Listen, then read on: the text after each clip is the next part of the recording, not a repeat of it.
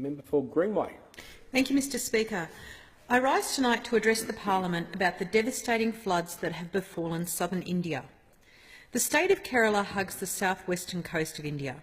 It is home to more than 33 million people. It is renowned as a tropical paradise of golden beaches, picturesque canals and Ayurvedic rejuvenation. But today it is in the grip of catastrophe. 12 of its 14 districts have been impacted by what has been described as the worst floods this century. Reports vary on the precise scale and scope of the devastation, but the impact is staggering. To appreciate the scale of this tragedy, one need only look to the estimated more than 1 million people who have been displaced by the floods. Sadly, some 400 people have died, and there are fears the toll will inevitably climb. Aid agencies have reported widespread destruction resulting from floods and landslides. The damage to property has been disastrous. Homes remain submerged, crops destroyed, livestock lost. An estimated 10,000 kilometres of roads and bridges have been washed away, further frustrating disaster relief efforts. The storm and flood damage is predicted to go in excess of $3 billion. As I speak, there are still fears for hundreds of thousands of people in Kerala who do not have access to clean water, sanitation, food and shelter. Approximately 4,000 relief camps have been set up to house people who have been displaced and provide emergency assistance.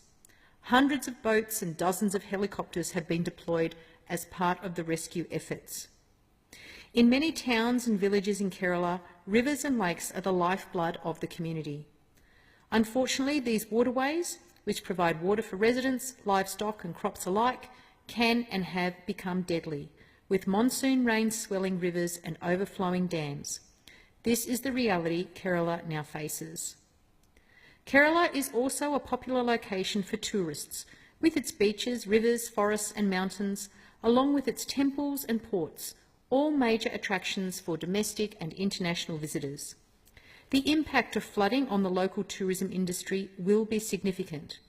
Kerala is a drawcard for significant religious and cultural festivals, including Onam, which falls on the 25th of August this year, an auspicious occasion which I have celebrated with my own local community. Whilst it is crucial that disaster relief support is provided immediately, it is also imperative that ongoing support is given in the region to alleviate the damage to the local economy. Officials have reported that the rainfall in some areas is well over double that of a typical monsoon season. It's crucial we elevate discussion within the Asia-Pacific and the Indo-Pacific region about preparation efforts for extreme climate events, including flood mitigation. Australia can and should lead this conversation.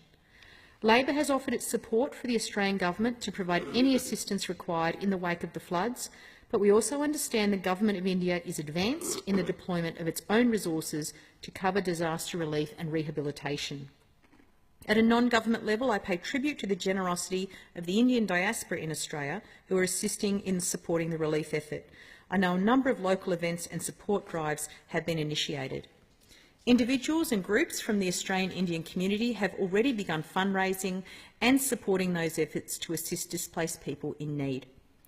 The people of Kerala face a long road to rebuild their homes and lives. As reported in the Indian Express today, quoting the State Medical Education Minister Girish Mahajan about those affected, they are shattered. Floods have played havoc with their lives and there is a sense of gloom among them. They have waded in the flood waters for more than 20 to 30 hours and several have fungal infections. Their houses are flooded and furniture can be seen submerged in water. It is a dismal sight. I am privileged to represent a diverse, strong and growing community in Greenway who have ties to India and specifically to Kerala by birth or descent.